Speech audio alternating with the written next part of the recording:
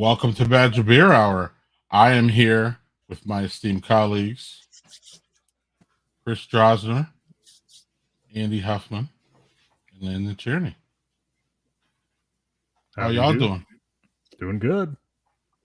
Great. Time to get into the news.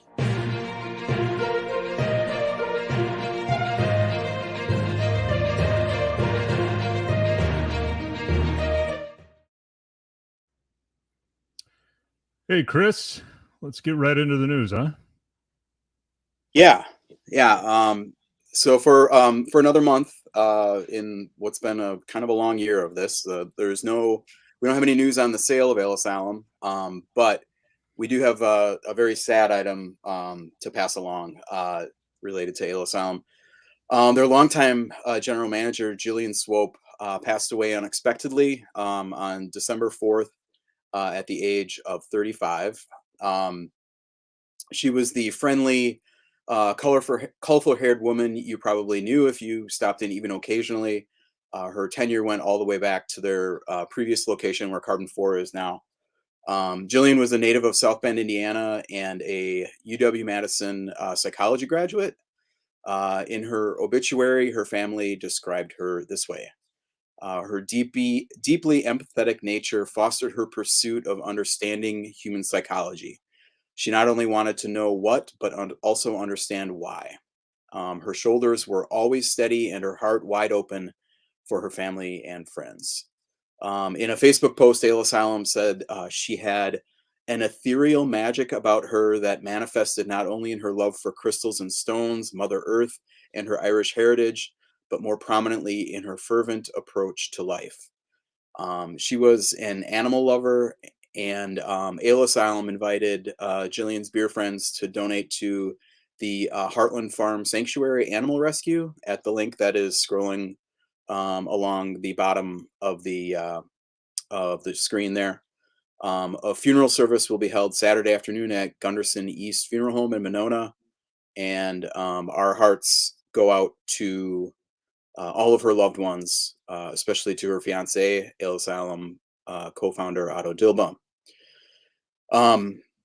There's really no way to follow that, but I'm going to do my best to just kind of shift gears here to some more conventional news. Okay, first, we've got a new brewery that's already open. This is Hop Yard Ale Works, which opened in mid-November on Appleton's north side. They say they offer small batch ales alongside wood-fired pizza. That would be pizza. It's like pizza with peaches on it. It's very unusual. Wood-fired pizza, no peaches, in a relaxed atmosphere. Their 20 taps so far have been pouring a nice mix, I should say, of guest taps. Looks like some pretty well curated beers on there, which I think bodes well for the beer, for their own beer. And this weekend they'll be tapping their first 3 beers and a hard seltzer. Unfortunately, no details. They haven't provided any details beyond that right now. The brewery is owned by Oliver and Amy Boehm, who were previously in the auto business. And my dog just came in. Hey, buddy. Okay. Previously in the auto business, and they said in a Facebook post that they are embarking on not a midlife crisis, but a midlife adventure. I am not positive of this, but that last name Behm, I think that's Don Boehm. Was that a Madison dealership for a long time? I'm not sure. I think I recognize that name, and they said they were in the auto business. So I don't know. Could be a new leaf here.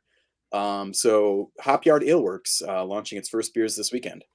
Very nice. I'm going to start calling it Midlife Adventure. I like that better than Crisis. Yeah. Right. And beer and wood fire. Everything's an adventure because you can't remember anything. That's right. How I feel this week. And beer and wood fire pizza is always a good combo. Yeah. Oh, yeah. Yeah. That's a good place to start, if you know what I'm saying. Yeah. So we'll look ahead a bit. We have a brewery which is up north for you guys, but just east of where I am. Yeah, Medford. Medford's getting what I believe is its first brewery next year. Lake 11 Brewing is taking over a vacant furniture store on Medford's Main Street. The owner is Luke Gasek. who told a local reporter last week that he's hoping to open next spring. That story didn't have a whole lot of substance on the beer. He does have a brewmaster, but the Medford Star News story did not name that person. And I'm just a reporter here, but spring seems like a pretty optimistic timetable for a brewery that hasn't begun remodeling a furniture store yet. But we'll see. Sometime next year, keep an eye out for Lake 11 Brewing in Medford. Will do. Really cool. Really Yeah. cool. All right, Chris, it was a bit of a light month for news, right? This month we didn't have a whole lot. Yeah, we're kind of casting around for things here this month, but yeah, I got a couple little nuggets. How about this? All right, yeah. One of my favorite Milwaukee breweries, Supermoon Beer Company, is moving forward with its plan to build out its tap room. So far, owner Rob Brennan has been aging and blending wild beer in big wooden barrels in the basement of his little building in Bayview, and doing bottle releases and kind of limited pop-up draft that started this summer. One of those little pop-ups and bottle sales is this weekend. If you want to check it out on the Google, just Google Supermoon, one word, to check that out. But Rob recently closed on a loan to build out the tap room, which is kind of the second stage of the business plan. So he's starting with, he's going to, and he'll be continuing doing those wild ales and, really blending, really it's a blending operation and aging, and doing all kinds of interesting stuff with, mixed fermentation and, some fruited beers as well. He did a fresh hop, like a fresh hop, I guess it was kind of a farmhouse ale saison type deal. So talk to this guy and you come away really impressed with, and kind of excited about wild beers and kind of brewing in general. But this new kind of turn for Supermoon is a neighborhood spot where he's going to have mostly sessionable kind of traditional style beers. He talked a lot about like English styles, like milds and porter and, very traditional things, not kind of laying off the hops a little bit. We'll see. He's very open to kind of what people want, but I think he thinks that these beers can kind of strike a chord in the neighborhood and be a destination for the kind of place where you just post up and have two tree beers, and he's hoping for a soft opening around Memorial Day if everything goes well. And I think guys that we'll be hearing a little bit more from Rob himself on a future Bad Badger Beer Hour, because he's, like I said, he's a very interesting guy to talk to. Yeah. And one quick thing in the domain of big beer that y'all might have already noticed. You guys remember those awesome champagne style bottles of Miller High Life? This big, beautiful, clear 750 milliliters. Yeah. So cool for like parties and holiday feasts and whatnot. Okay. Yep. Well, we don't get those this year. Molson Coors isn't doing them. Company rep confirmed. And the company they're not ruling out doing them in future years, but this year they've kind of been shrinking their SKUs, cutting back a few of the brands and I think consolidating a few packaging options.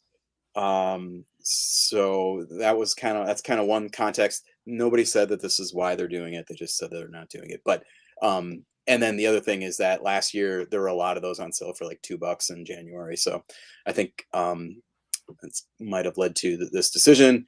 So this one's in hibernation until maybe next year. We'll see. Be nice. I think it's really cool. I'm a big fan of High Life, and I think that's part of it is the aesthetics, the bottle, the label. It's and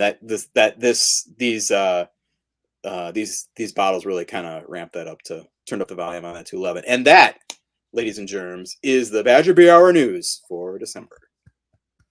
All right.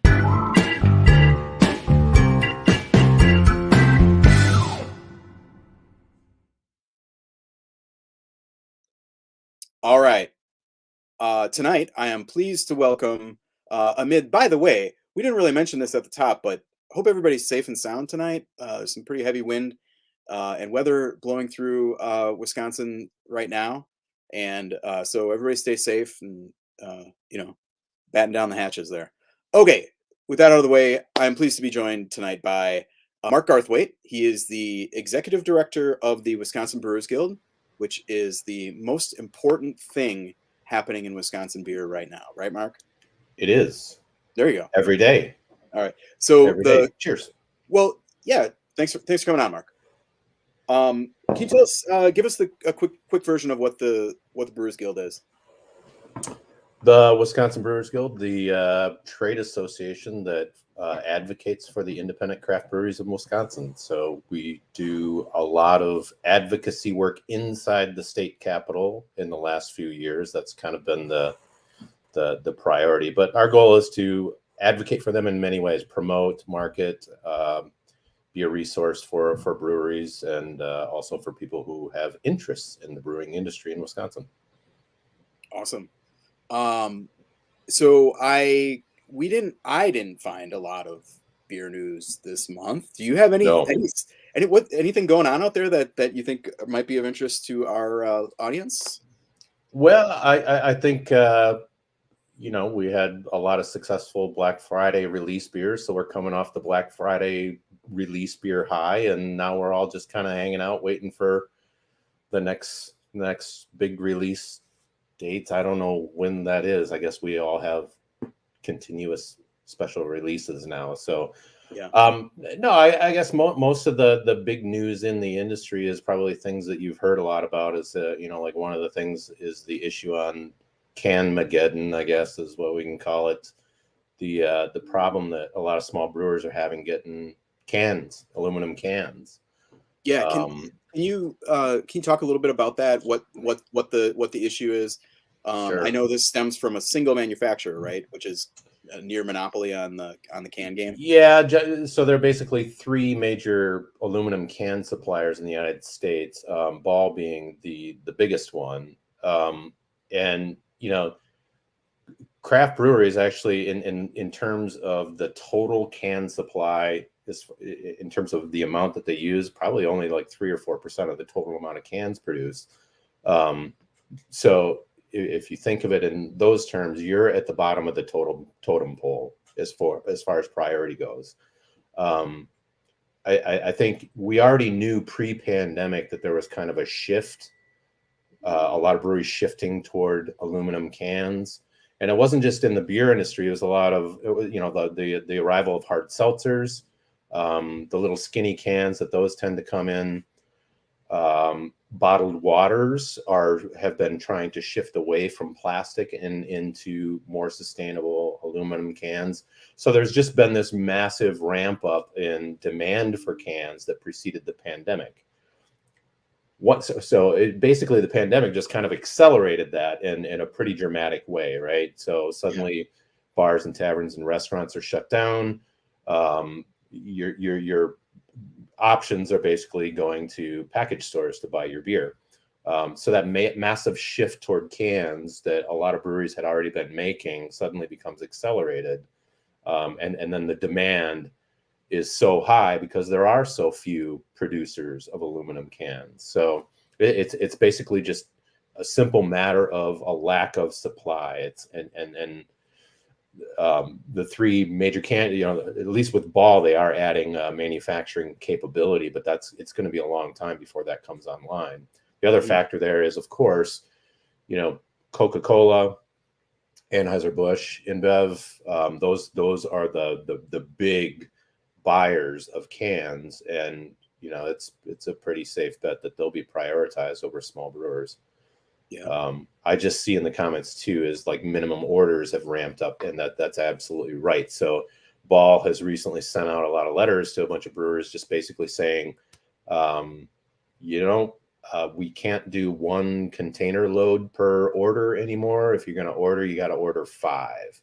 Right. So you're talking 5 semi-loads of cans.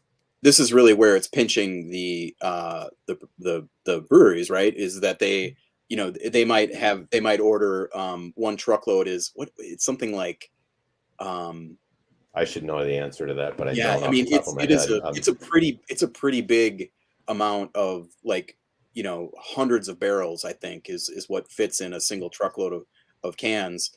And and most of those would probably these days most of them would be unlabeled, so that they can be shrink wrap labeled or sticker labeled with whatever brand it goes on.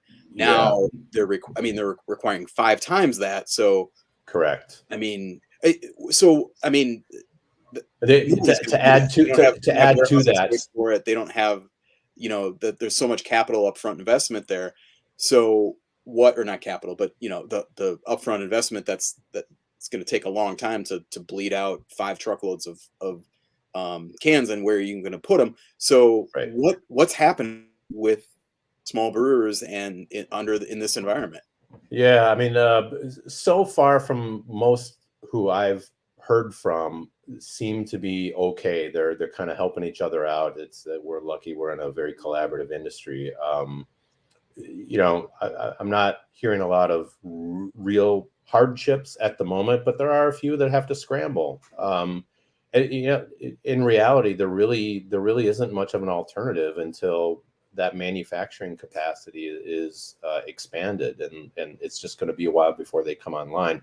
The other factor in the slowdown is they don't just make it like I would love to actually tour the manufacturing facilities to see how they retool, because at the beginning of the pandemic, it was really hard to get Crowler cans, the big 32-ounce cans. What they do is they basically manufacture one size of can at a time. So it's not like they just have all these different lines of different size cans being produced. They're going to make Crowlers, and then they got to retool to make 12 ounces, and then they retool to make 16 ounces. Yeah. And then there's the cans that are pre-printed as well. So in general, I think if you're a purchaser of pre-printed cans, you're probably a bigger size brewery and you're okay. That seems to not be the case right now. It's, pretty good sized breweries, mid-size regional type breweries are now finding themselves to be in a pretty big pinch, because they tend to use pre-printed cans. So when the supply is constrained like that, it's pretty tough for them to prioritize each individual brewery in those regards to give them their printed cans. So that the other factor is that price tag on those cans has gone up north of 30%. Wow. And that's going to start hitting consumer pockets pretty soon too. When most of the articles that I had read had kind of cast this as primarily like a size issue. Like, okay, you can't get you have to get the 5 truckloads. Like, how are you going to even do that? But it's not even that's not even the main issue. Sometimes it's just like you can't get cans until whenever. Correct. Yeah, and there's really not much that can be done about it right now. So, and you think about this too. It's on premise, so bars and taverns, the keg sales, it's kind of coming back, but not really. So that hasn't really been alleviated by a COVID ramp down, which isn't really ramping down like we need it to, but there's still a lot of people that just aren't comfortable going out and hanging out in the bar and having a couple of beers. Mm-hmm. So those on-premise sales just aren't bouncing back fast enough to kind of take the pressure off of that pretty steep demand. So it's a tough situation. I'd known a few breweries that had, were in that phase of transitioning from bottles into cans, and basically kind of had to go backwards and just keep the bottling lines running. So yeah, is bottling? Are bottles in short supply now too? I'm not hearing anything on bottles. I mean, the things that were really hitting breweries were at the beginning of the pandemic was CO2. I don't know if anybody really heard about that. When pandemic hit and suddenly nobody was driving anywhere, all of the ethanol plants that would produce ethanol, those ethanol plants provide about 40% of the CO2 that's used in carbonated beverages. So the lack of fuel put on pressure, so when you go to the pump, you see, it contains 10% ethanol, right? The oil, gas and oil producers were kind of pushing back on, hey, look, we're really taking a hit here because nobody's buying gas. we would really like to not have to put ethanol in there because, you know, otherwise we're in a world of hurt. So the decrease in the production of ethanol meant that there wasn't as much CO2 being produced. Okay. Very problematic. Later in the pandemic, you remember when the price of lumber went up. A lot of things that breweries buy and ship out their doors goes on wooden pallets.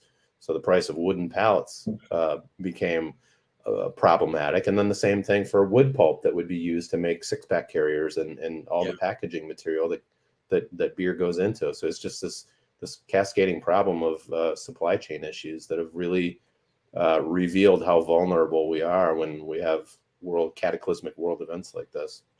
The Brewers Association, the national trade group similar to the Guild in Wisconsin, put out an article about the can thing, talking about it as a what was it, a customer reduction plan or something was the way they framed it, and suggesting that this is essentially a play to, instead of having accounts with 160 breweries in Wisconsin, that they would have an account with 4 distributors in Wisconsin. Correct. And so it's essentially creating another tier of a wholesaler, which of course would increase the costs. Aside from the raw increases in costs, that would, that there would be a markup from the middleman there. Yes, I believe they were referring to Ball was referring to them as preferred distribution partners, but we think of them as just basically as can brokers, and they're basically 4 can brokers that Ball was going to work with. So they're just going. I mean, to an extent, it kind of makes sense because it just kind of alleviates the responsibility of Ball to kind of decide who gets what, because you start dipping into not really antitrust issues, but and we can talk about antitrust in a little bit because that's another issue that has come up. It keeps them out of that, so that way there are brokers that are handling the divvying up of what's available and managing all of that. So to some extent, it makes sense. Okay, that's not the only supply issue affecting the beer industry right now. That's correct. I believe you had alluded to something else that's coming down the horizon. Yeah, the barley crop yields were abysmal this year. This is another one of those issues where climate change, where Greg pointed out that we're all going to have our roofs blown off tonight. It's 60 some degrees here in the middle of December. These strange weather patterns have profound effects on the crops that are used to produce products that you buy, including beer. So barley yields, I believe the numbers I saw for United States malting barley crop yields were the lowest they've been since 1900. And that's not a good thing. So a lot more of the malting barley that is used in breweries is grown in Canada, but Canada saw similar drops as well. So it's kind of a dire situation in terms of being able to have reliable sources of malted barley that you would easily just continue making the beers that you always make. Now we're going to be relying on maltsters who are really good at this kind of thing, thankfully, trying to compensate by blending with some of what is left from last year's crop and other imported barleys from other parts of the world.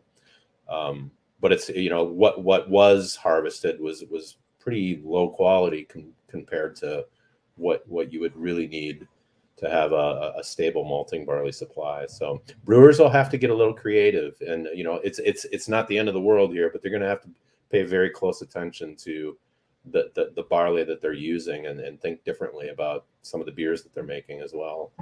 So, I mean, are there certain malt varieties, and just for everybody, I mean, like, we most often we talk about hop varieties, but there are just as many varieties of malted barley, not just from and that brings in the species of barley, where it's grown,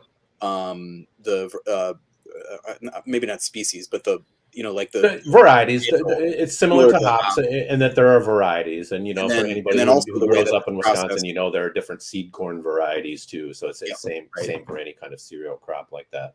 Yeah. Yeah, I mean, typically they do. There's actually a malt and barley lab on the UW Madison campus where they do pilot malting, in advance to try and do testing on barley varieties that they think that would perform well out in the field. So that kind of testing is going on regularly. But again, with the massive changes in climate patterns, that's going to be even more of a challenge going forward. Yeah. When do we expect this issue to start having effects? I mean, is that already would this kind of lack of barley have already pushed into the production system at this point? Or Yeah, well, it's probably beginning. I don't have an answer that is authoritative for you on that. And now I'm curious to know how fast that makes it into the stream. But I think raising the awareness on this is the method for maltsters to give their brewers a heads up that, listen, guys, it's the spec sheets that you're going to be seeing are going to look a lot different, and you're going to have to account for that. So. But as brewers are very creative individuals, and they'll make I don't want to say lemonade out of lemons, but they'll make beer out of barley is what they'll do. So Right.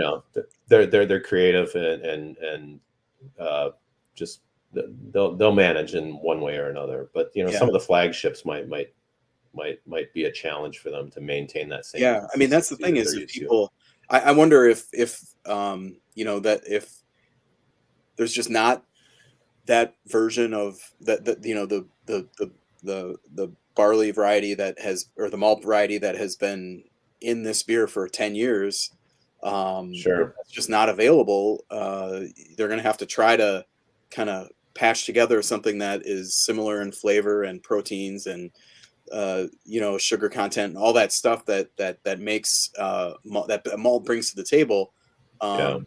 and kind of probably cross the fingers, right? Yeah, I think so. The good news, though, I think is from what I understand, the crop in Europe, and there's a lot of European barley, continental barley, and from Europe that comes into the United States, and in the beers we brew. It sounds like they had a pretty good crop over there. So I think there's at least some stability. It's not a worldwide problem. Gotcha. Okay. Then related to hops, we had a lot of wildfires out west. Yeah. And there were a lot of hop yards that suffered smoke taint, is what they referred to, because Right. you could some of that smoke would carry over into the hops. I don't think that's catastrophic in any way, but that caused a few problems here and there. Mm-hmm. I guess kind of shifting gears a little bit, we've been kind of talking about future things a lot, and you touched on this a little bit, but what are you hearing from brewers and members as far as how this year has been for them? We've been talking a lot on the show month after month about supporting local breweries and kind of the razor's edge. I think that we believe that many of them were walking or on, mostly last year. But I think one of the messages that we've been hearing, or that I've been hearing from brewery people that I talk to, and kind of just out there in the beer world, is that it's not over. That lasting damage was done in 2020, and 2021 really needed to be a big year, or at least a normal year, to kind of heal those wounds or whatever. How are breweries seeing this year, and how does that all kind of relate to pandemic and the state of the business right now? It's it's not great, but better in general. I mean, the fact that we didn't really lose that many breweries, at least in Wisconsin, I think is a relief. But that said, I think there were probably a lot of employees that that were lost, probably haven't been replaced. There are, I think, a number of breweries that I've talked to that years ago were finally relieved to be able to hire more people, so they had more time to actually live a life instead of live 24 hours a day at their brewery, or back to living 24 hours a day at their brewery to keep things going. So it's just the work is as hard as it's ever been. And to the great credit of folks like you who have been, championing the small breweries and support your local breweries. The customers have been really good. They've stepped up. We have loyal fans of a lot of our breweries, and hats off to every one of them for prioritizing their local craft breweries. But yeah, it's not great. It's better. But it's still just clinging to hope that, we kind of see the back end of this pandemic get put behind us as quickly as possible. Mm-hmm. It's a little discouraging now to see some of what we're about to experience now with Omicron variants. But, I'm boosted. I hope you're boosted. Everybody get boosted so we all can go back out to the breweries. Yeah, right on. One of the stories that we already alluded to that we've been talking about a lot this year, because it's been kind of ongoing, is the Ale Asylum situation. Yeah. You're in Madison, I know, and I don't want it. I'm not asking you to speak out of turn here, but I can't. So, what's your read on any? Is there any deeper meaning to, or kind of symbolic meaning in that situation, or is this just kind of one? I don't know. Yeah. Can you talk about it? Yeah. Without getting into detail, I don't think it's a systemic canary in the coal mine kind of situation. As there are so many breweries around this state that have very different business models, Mm-hmm. that very different goals and projections for what their futures would look like. And I think it's just a unique business situation for Ale Asylum that it's not catastrophic. It just wasn't meant to play out in a world that had, when they moved into that facility. I mean, it's a great facility, and they can make a lot of great beer out of there.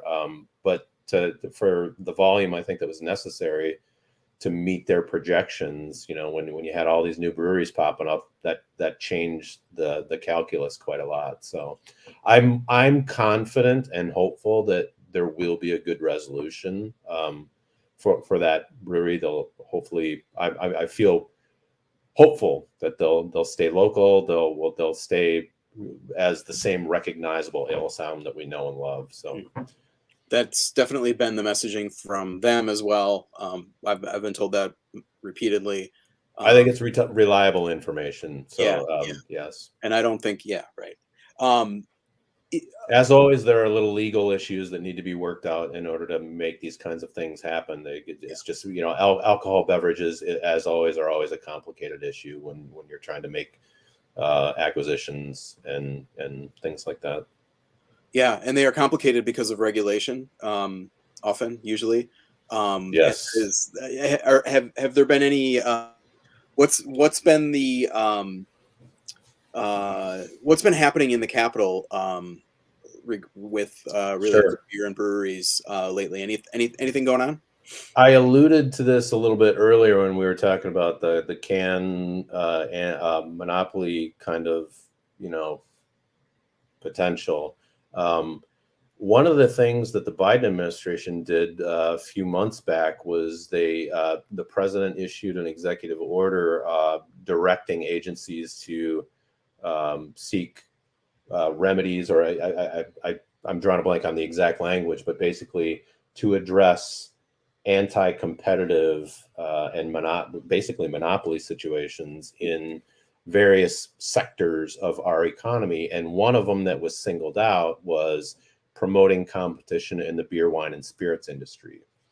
So what the process that kicked off was submitting comments to the Treasury from public comments. Anyone could submit comments, which naturally every industry member in beverage alcohol had something to say. And if you're really interested in knowing a lot about what's going on out there in the beer world in terms of interactions between producers and wholesalers, carve out a couple of weeks to read the 800 some comments that were submitted there. The Brewers Association submitted comments, and 48 of our state guilds, including Wisconsin, signed off on those comments as well. But a lot of what what we would hope to see come out of here is an examination of what effectively becomes a duopoly when you have just two giant beer companies and distribution networks that essentially cater to those two large producers. That especially when you add in a lot of the franchise laws that are protecting the distribution arrangements. You know, if you're essentially in duopolies, or you know, can't quite say it's monopolies, but it impedes competition in the beer industry and really makes it a lot harder for small breweries to get their product to market efficiently. That's a big deal. So Treasury is they're overdue on when they were supposed to issue a response or recommendations. I don't blame them for being overdue, because there were a substantial number of comments that were submitted there. So I think it'll be a really interesting thing to watch going forward. Nice. And then at the state you asked, I mean, it's you know, this is a very complex legislative environment, as you probably know. That's one way to put it. So, you know, in some ways, I guess no news is good news. I'll just leave it at that. We're busy making sure that elected officials know how important small breweries are to their communities.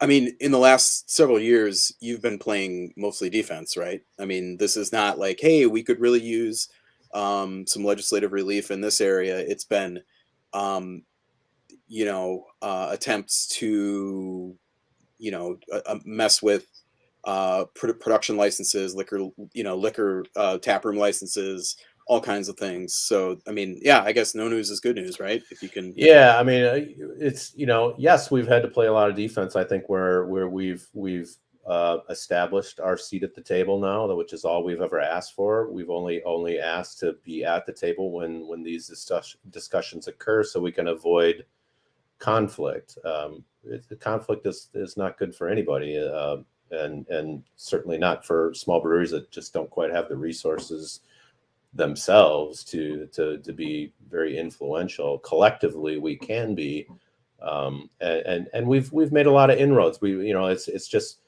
these are complicated things to understand, even for those of us who are in the industry, but to communicate that to legislators and smart people like you. Okay, I got the reaction I wanted. There we go. Most of the time, I just text you and say, "What the hell is this? Does this?" Yeah, exactly. Yeah, and then it's you can't explain it in a text message, but it's complicated, and I think we've gotten to the point now where, you know, we have policymakers saying, "Okay, I get it. I understand where you're coming from." Yeah. So that puts us in a very different position. That's been an evolution over the last maybe 10 years or so that I've been covering this at this level, right? Yeah, and for if you're kind of a political junkie, you know how long it takes to swing the pendulum on things like this. But it can be very frustrating if your business is affected by these things, that an acquisition or sale is thrown off course because of some quirky tied house law that really doesn't make a lot of sense anymore. Some of them do. Don't get me wrong. We wouldn't throw the baby out with the bathwater, but it's in bad need dire need of modernization, and that's been our goal from the beginning. All right. Is there anything else that you'd like to just add about what's going on with Wisconsin breweries or the guild itself? I've got one quick one. Yeah. Events have been a part of the guild Yes. in previous years. Obviously, been a weird couple of years. What's happening with that on that front in 2022? Yeah, so I'm glad to say that. Yep, the Dell's Rare Barrel Affair is we're hoping it comes back. Okay, that's we are planning as if it's going to happen. So like I said, I just get when I'm seeing news like on Omicron, it just gives me flashbacks to the pain of having to cancel those events and refund tickets. It was a very painful process, and I never want to have to do that again. So yes, we're planning as full steam ahead, and then the plan would be for Wisconsin Beer Lovers Fest to come back as well. So, and Rare Barrel is in April.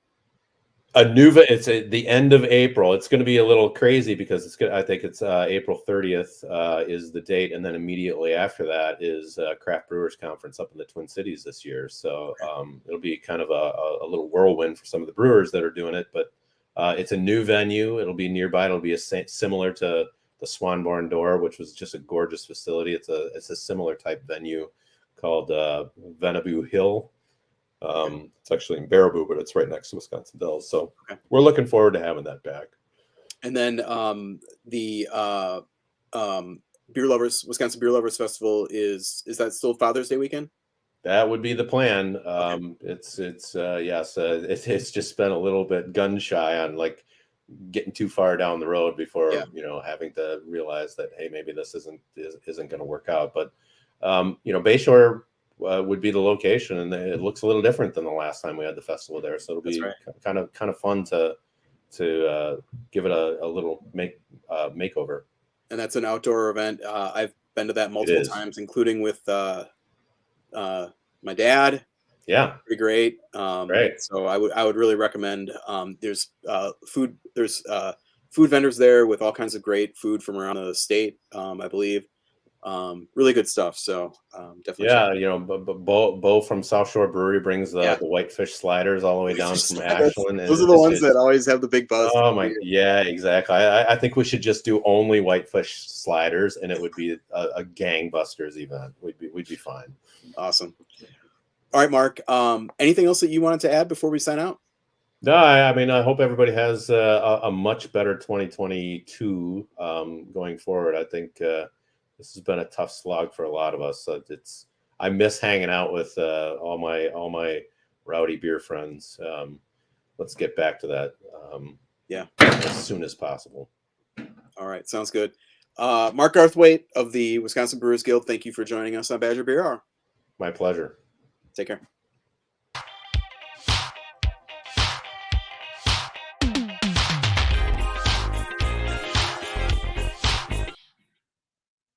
Hello. We are going to have normally we have a beer spotlight where we talk about one Wisconsin beer and we focus on that and we tell everybody about it. But we're going to do a year in review. So I'm going to bring on the rest of our cast here, and we are going to talk about our favorite beers that we had in the calendar year of 2020. Hopefully they are beers that were introduced to you, new-ish. But if it's something that the brewers brewed and you just loved it this year, we can definitely opine on that. Want to thank Mark again for a fantastic interview and giving us his time, and hopefully he sticks around for a couple beers afterwards. But I'm going to start with one of my favorites out of Sunshine Brewing in Lake Mills, Wisconsin, called the Ankle. It's a Belgian single. It's one of their flagship beers or regular beers. It's always on. It's light body, delicately balanced with fruit, spicy notes. Yes, but we are all generally on this cast fans of Belgians. And this is a really nice light one. I don't live anywhere near Lake Mills, so when I'm there, I'm normally either driving or with someone. So this is one I can just get a half pint of. Y'all know I love my flights or my half pints, and just sit out in the back balcony there at Sunshine and and their carnitas and their burritos are really good. They Oh, give you all Yeah. pretty good, Chris. I'm Yeah. telling you, man, good oh, times. speak my language. But I'm always, Carnitas. don't see many Belgian singles that are packed or not packed, but that give you a flavor punch that aren't just light and ABV, but they actually have some flavor going on. So Ankle is one of them, and then my next and last one is this banger from Giant Jones.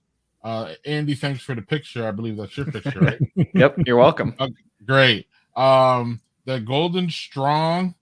I they don't they don't brew this one enough, in my opinion. And I've told Jessica this, and she rolls her eyes at me, and it's fine. But like, she's gonna hear it because this is one of my favorite ones. I just remember it being big in the flavor category, big obviously with Giant Jones and the ABV, but so drinkable and so refreshing and so. Landon, I just see your head bobbing, man. Where you've had this one? We had that when we did the podcast there, right, Andy? Yep. Yeah, it was brand new Yeah. when we did that. So Yeah, we got it fresh, man. mhm. Yeah, and it evaporates out of their tasting room. And I went in there and I was like, Jessica, what's up? Like, can I have that strong? And she's like, oh, it's over at the one grocery store. And I'm like, what? Like, and she said we just sold out of it. And I think it's Star Grocery or something. And it's just one of these places in Madison that's very difficult to get to, and there's no parking. And it's a great walkable, local grocery, small, but it's not accessible that much to people who are just driving back and forth. So I love this beer. If you ever see it, I'm out of Giant Jones, go grab it. Chris, you next. Oh, I'm next. All right. I do this every year, of course, for the column, and this year I have a lot of options. And one is one that the first one that I'm going to mention is one that I didn't write about. It flew really under the radar. It's a barley wine aged in a whole host of different types of barrels, bourbon, rum, rye, wine, maple syrup, and coffee barrels. So all kind, they like a maple syrup barrel, and then these barrel aged coffees that are aged in spirit barrels, but then coffee, and then and it is it's called Priest. It's a barley wine, and it's called Priest, Prophet, and King from Carbon 4, and it's pretty wild. It's an intensely complex.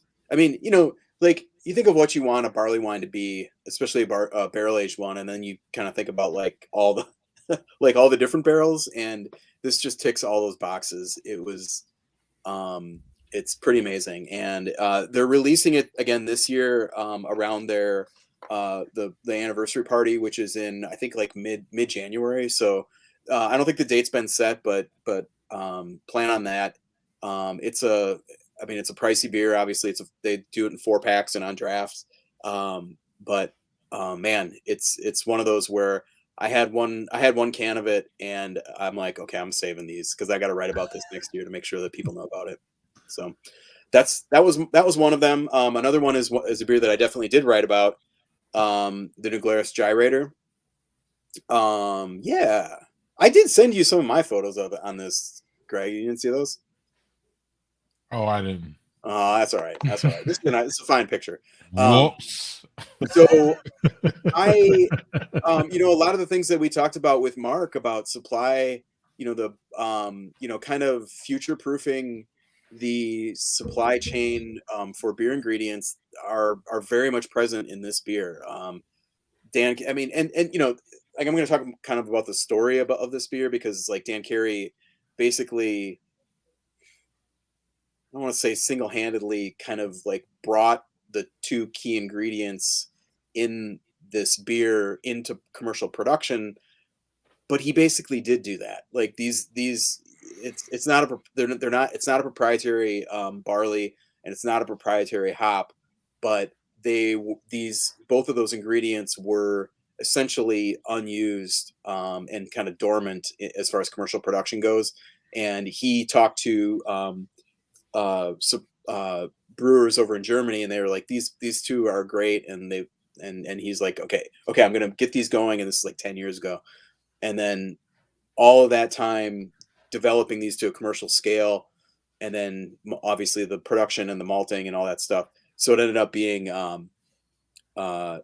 perfect for a great Doppelbock that they ended up just kind of aging for a way longer than you would normally need to age a Doppelbock, and then they just threw it in 6-packs for like what's the fat squirrel price, like $8 or $9 for a 6-pack? Yeah. And it's this intensely aged. It's just, I think it's just a spectacular beer. So that's another one. And then kind of a different, just totally in a different vein than both of those is Tomorrow River Helles from Central Waters. And I drink a lot of lagers. And I think this is the one that I probably bought the most of this year. It was a late spring, early summer release. And I don't know, man, sometimes you just want beer that tastes like beer. And this was it. It's light, Helles means light in German. And I don't know, like flavorful, little complex, but super crushable, and just a really nice beer that was at a really nice price point, and it was available everywhere in the States. So those are my three. Helles is not my favorite lager style, but that was a good one. Yeah, I totally agree. What's up, Landon? I have one, and it's one that I've had before, but it's from Lazy Monk. So it's the Good King Wenceslas, and it's their Christmas beer. And I'm a big Christmas guy. So this Wait, Christmas beer guy or Christmas guy or both? Christmas everything. Everything. Okay. I mean, if you move that microphone, I think we can see just how Christmassy you are. I took them off. Oh, okay, never mind. Yeah. I had ornaments in my beard before. So this beer, when it first started out, Leosh at Lazy Monk was brewing on an old system, and it was a good beer, but it just didn't age very well, and it was a little harsh. So it had a very I liked it, but it had a very harsh flavor on the front end. Now I've had it this year, and it is smooth, and it's probably one of the best beers that I think that he's made in a long time. So this iteration 2021 of the Good King Wenceslas has my stamp of approval. I was actually, so this goes into the events. We missed this event last year or last month, I guess. They had their Christkindl Mart, and of course that was the debut of Good King Wenceslas. I had a couple of them down there, and they were amazing. So really, really good stuff. If you can get to it.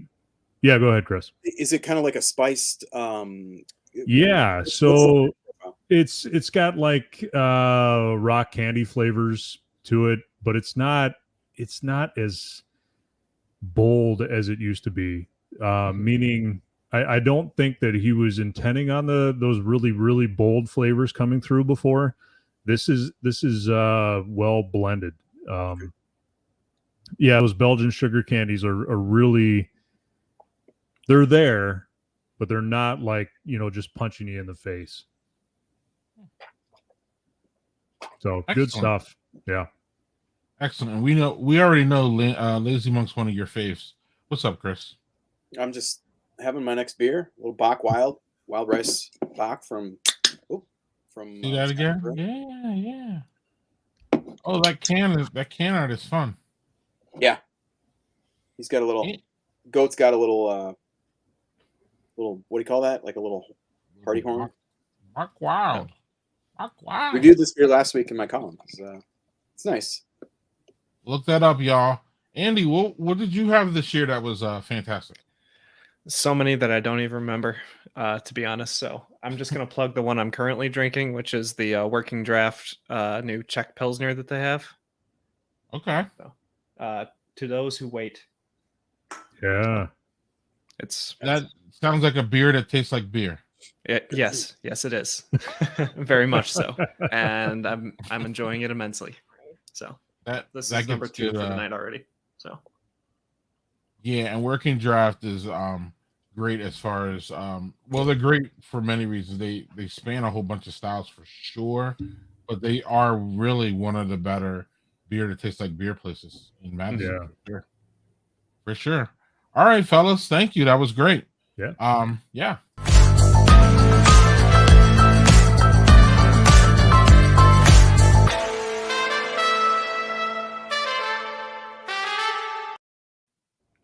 still a great intro. I love the 80s, man. Yeah, you did a good job on that one.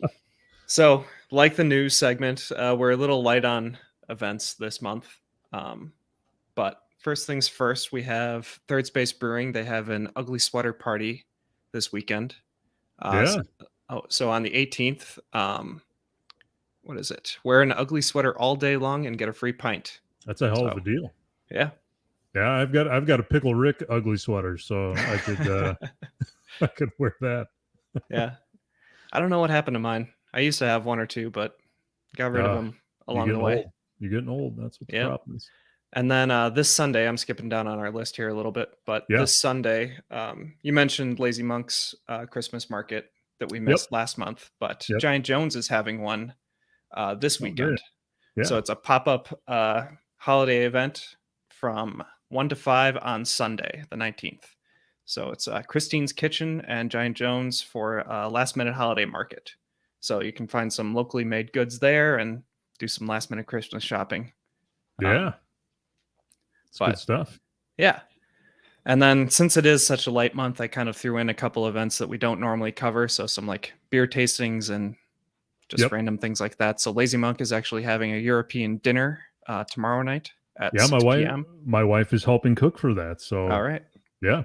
Glad I included it. There So you that go. is a ticketed event. So I believe Yep. you have to go to their website to get tickets for that. So hopefully they still have one or two left if that tickles There- your fancy. There might be some, yeah. And then in a similar vein, Olifant is having a beer and cheese pairing on Friday at 6:30. So I believe that's they're doing 4 different beers, and then they have a cheesemonger coming in to pair cheeses with each of the beers. They So- just doubled their draft lines yeah. too. So they have double the draft lines now. It's yeah. And So if they you're in the they area did on it all Friday- themselves, yeah. Yeah, that should be Yeah. a fun thing just to do on a Friday night. Yeah.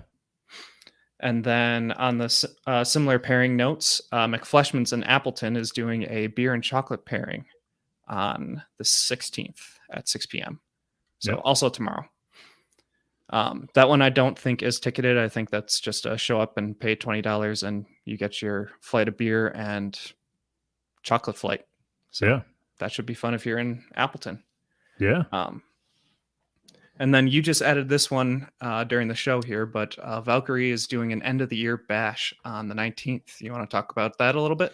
Yeah, usually so if you've ever been to Valkyrie, you know that it's a very unique space. Their tap room is a lot larger than what they need, and obviously it would be very difficult to heat that during the harsh winter months. So what they do typically, and they're not closed as long as they used to be, but what they typically do is close down for the month of January and most of February usually, unless we have an unseasonably warm February, which If today was any indication, well, we'll right. have to wait and Yeah. see. It's thundering outside right now. So so they closed down for at least a couple winter months. So this is kind of like their end of the year bash / get the rest of, and they still distribute beer during the winter. But if you like the ambiance of their tap room, it's the last time to, and I do, Yeah. it's very It's a quirky. fun, cozy place. Yeah. it's the last time to enjoy it for a couple months. So they're closing it out with live music.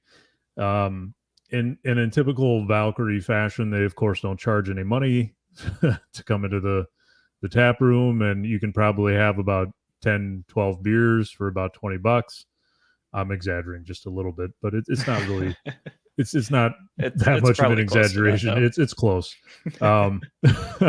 So yeah, it's good just to go and see Ann and Randy, before they close up shop for a couple months, and then Yeah. have some Should be a fun popcorn, time. have some fun beers. Nice. Yep. So with that, I think that's it for events. But if anybody out in the audience has any events that they want to promote for next month, let us know. Because right now it's just us kind of combing through social media feeds and stuff like that. So if you have like an event that you're excited about, let us know about it. Yeah, let us know.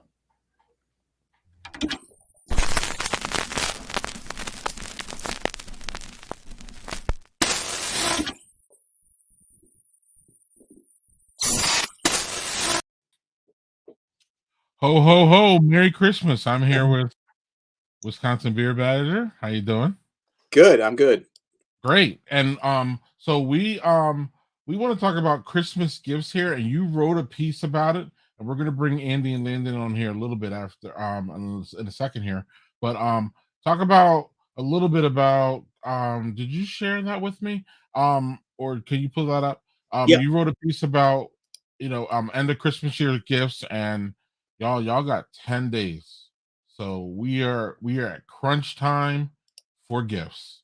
So if you have, for your beer fan, your Wisconsin beer fan, if you have any gifts, Chris wants to let you know some things that he's been thinking about. Yeah. In a minute. I am. It is not letting me. It's not letting me share my screen, Greg. I'm sorry. Not good. All right.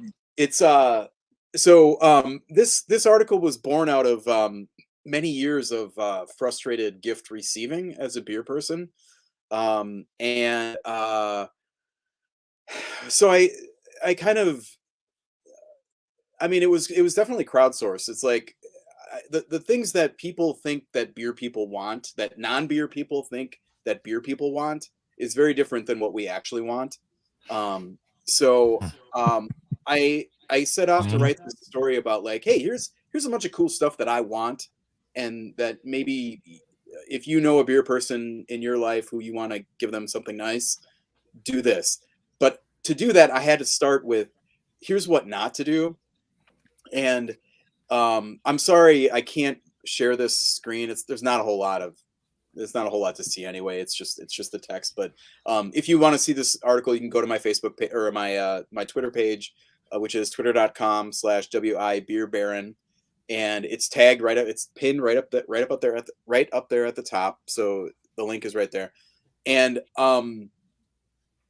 the things that like I had to start with the things that we don't want, and counterintuitively, I think for a lot of beer people is that we do not want beer, because what we think of as a special beer that's worth a gift is probably not the same thing that's a non-beer geek, thinks of as like they probably go like they will go to the bottle shop and just buy something that's expensive or buy something that looks festive or something or that's Christmassy.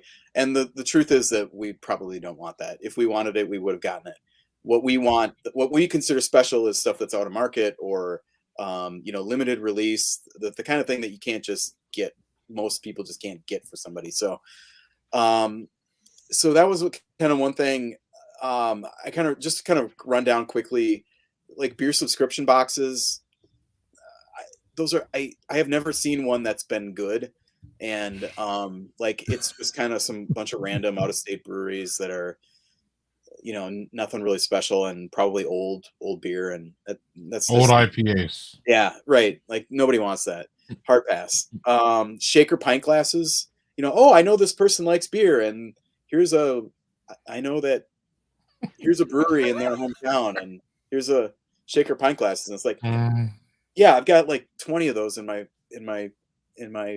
pantry, and I never really use them. So, and really the shaker glass is just not very good. It's not a good showcase and accentuator of beer. So I skipped that one. And then the other thing is homebrewing stuff. Now, many of us beer geeks also homebrew, but the ones of us who don't, like, we don't want to. We want to leave this to the professionals and the people who are good at it. I have homebrewed twice. It was okay, not great, but I mean, like, I want to drink all the good beer, and I don't make all the good beer. So, if you know that somebody that you're gifting for is a home brewer, that's a different story. But they have, like, this is another thing. When you are way into something, you spend a lot of time and energy and money on that thing. So you probably have most of the things that you want, or if you may have a very specific probably high value thing that you might want, but you should ask them for what they want. So that's the stuff that you don't want, right? Anything to add to that? Like, I think I had like this must not have made my cut. You're on point. Maybe they cut it for space or something, but like all that like crap that you like put on the walls, it's like beer, the solution to all life's problems, or stuff that accentuates drinking instead of like actually enjoy, like getting drunk, like anything that's like about getting drunk. It's like, okay, come on, like that's not why we're here. Or a bottle opener. I actually have a bottle opener on my yes list. But yes, most bottle openers, yes. Okay, all right. Let's get to the good stuff. So one of the things is really good glassware. I think that's something that can be that you can. And I have a couple ones that I put on there. One is like these. I had specific recommendations with links to all this stuff. But the Rastall Teku glasses. I mean, those are kind of like the Cadillac of nice beer. Thank you. That's nice.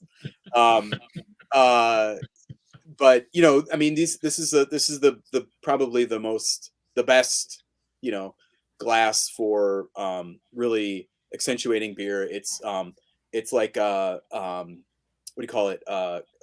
Like laser with the lasers so that it gets more bubbly. What's that called? I didn't put it in the story, but it's You mean on the bottom of the glass? yeah, it's got things that I don't remember what it's called either, but and stuff. Yeah.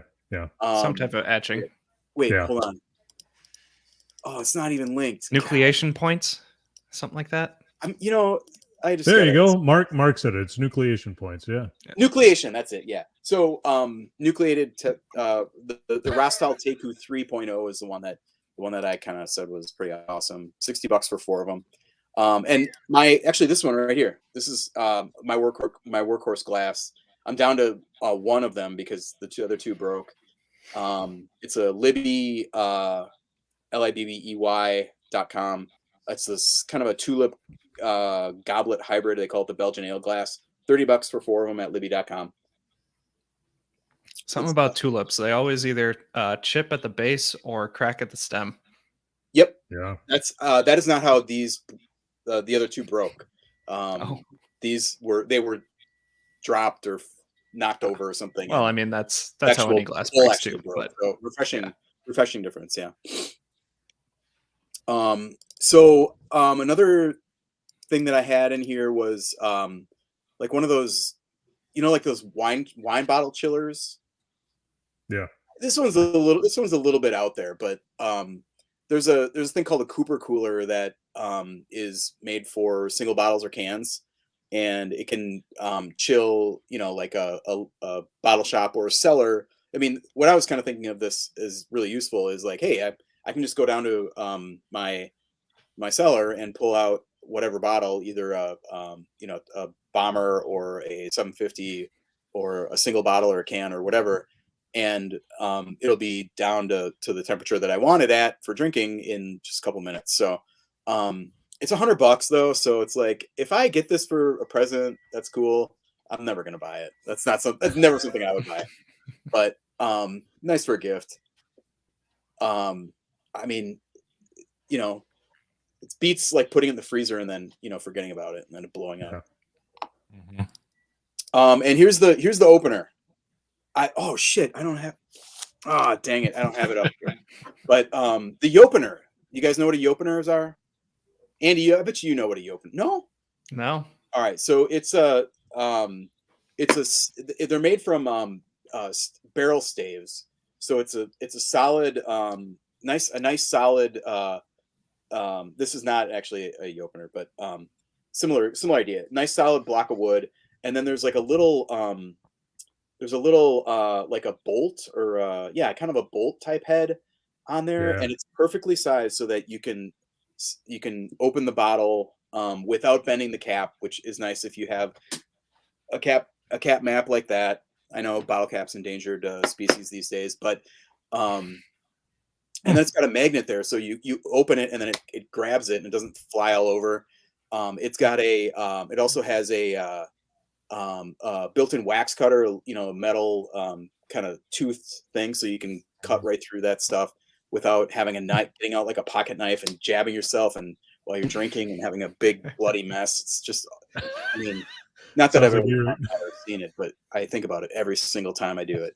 But now I don't because I have a opener, and they're like $25. They're made by a guy who I think it's like benefits. He's got like a special needs kid or something. It's the whole thing is a great thing. Yopeners.com, YOPENERS, like an opener with a Y in front of it.com. The guy's name is Yoshi. That's the story. It's an Etsy shop, whatever. It's great. And you can get Nice. $7.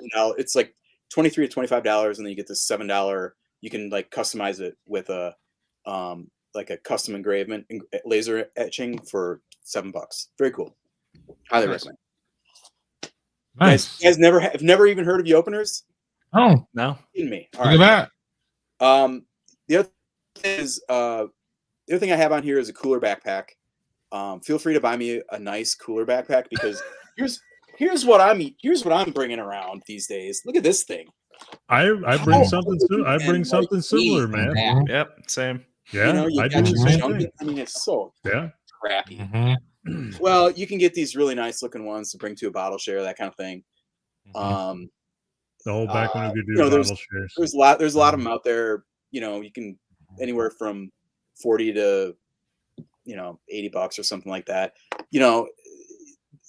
We're not exactly trekking across the Amazon here, so like don't you don't need a $300 Yeti to go to a freaking bottle share. Just chill out and get a nice.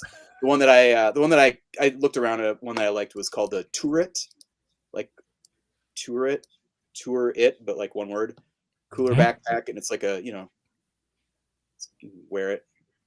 Nice. $37 on Amazon. Yeah, not bad. Nice. And then okay, so oh man, I forgot how long this story was. There's a bunch of books. A couple books that I really like. Tasting Beer by Randy Mosher. This is Yes. probably the most insightful beer book that I've read about beer. It's got a lot on like kind of the science of tasting and aroma and all that, how all that works. And has pairings. Randy Mosher is pretty much he's a legend in beer, and that comes through in this book, but it's like real engaging and not egg-headed at all, not like me. The Beer Bible by Jeff Altworth is a newly updated. Hey, there you go. Look at that. It's really good. I got mine signed too. Nice.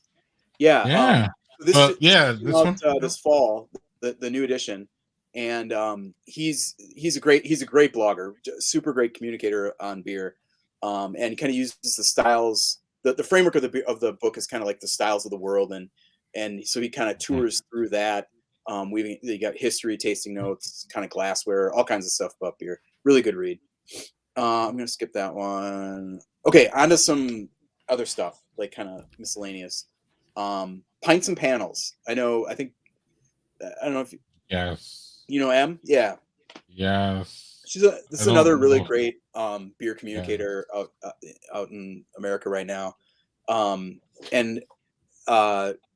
she does she's an artist who does kind of like cartoony, really cute, kind of quirky style about like kind of lots of different things about beer, but um, kind of Here we go. she's got like Right portraits here. of like these great beers. Yeah. She does styles, food and beer pairings, and they're all in these kind of you can see her style there. Pull that up a little bit bigger, Greg. Just it's very charming. And you can get anything from like custom or like small prints to like custom portraits, ranging from like $15 up to 100 something. So pintsandpanels.com that's a great example. Pintsandpanels.com, you could check out all the options there. Not Or sure you Pints might- and Panels. Pints and Panels on Twitter too, because that's what I'm showing you Yep. now. Yep. M. Souter, really good art. Absolutely. Here in Milwaukee, there's a company called Lit MKE. They make candles, and one of the things that they do is take empty beer cans and beer bottles, anything from like Spotted Cow, Miller Lite, Untitled Art, Guinness, and then they take that empty vessel and make a candle out of it. So you can light up your room with a little Spotted Cow candle. $15. That's litmkecandles.com.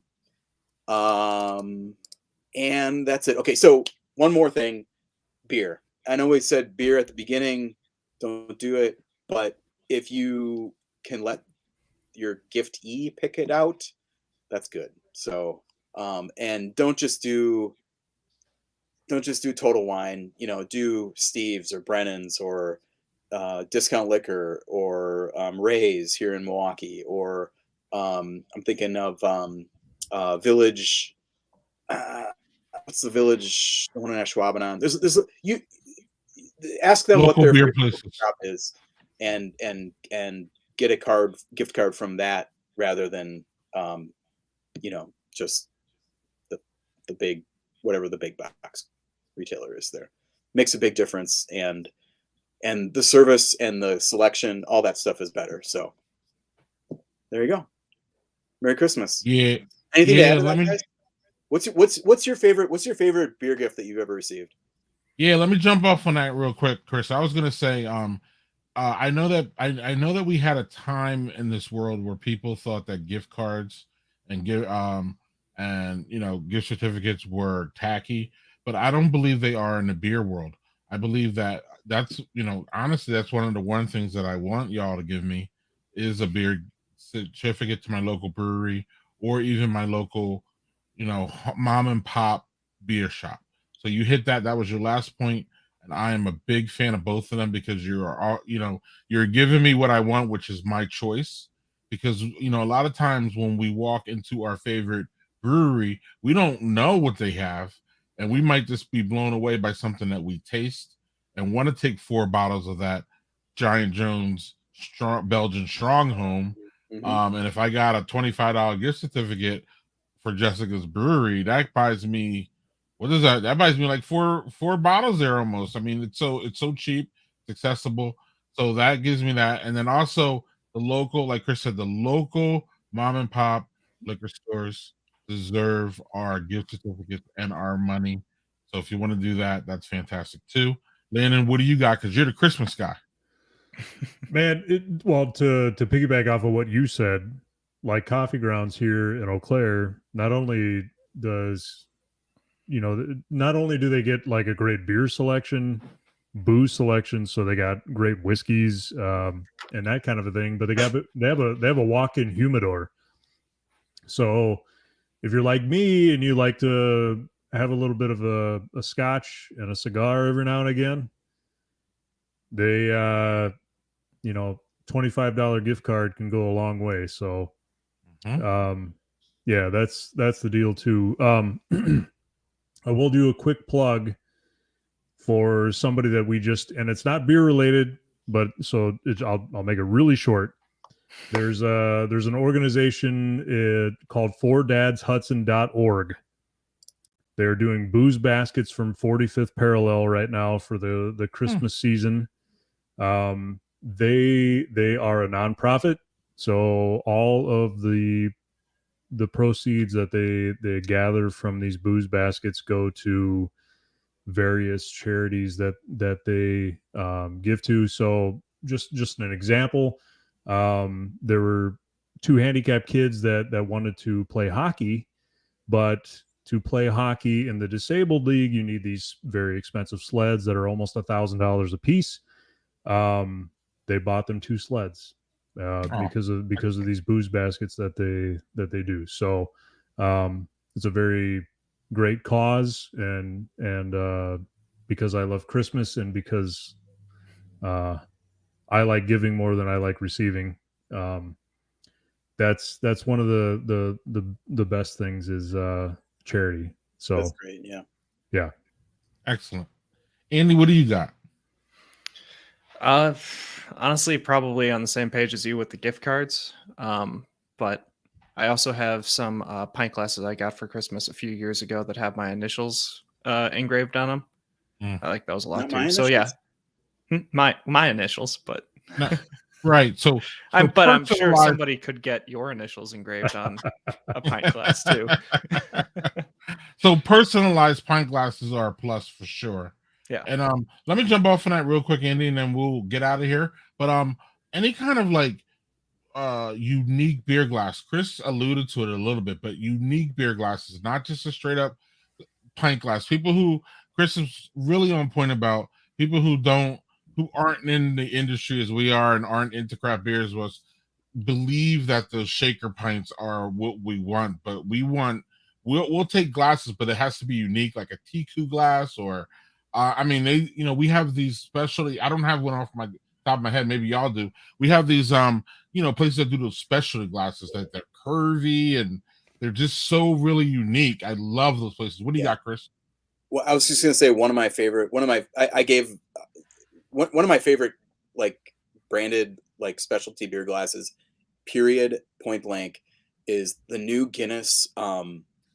It's like really heavy and kind of like molded, and it kind of like twists and. Oh, I have that one. Oh God, it's just beautiful. Like, I mean, we used to think of that kind of the tulip, or not really a tulip, but like kind of that kind of flared pint as the standard Guinness glass. But now they have this like, kind of heavy. It's gorgeous, and I think it's got a small Guinness logo on it. But I don't know where there's some bar that was giving them away with like pints of Guinness, and I just camped out and drank like 6.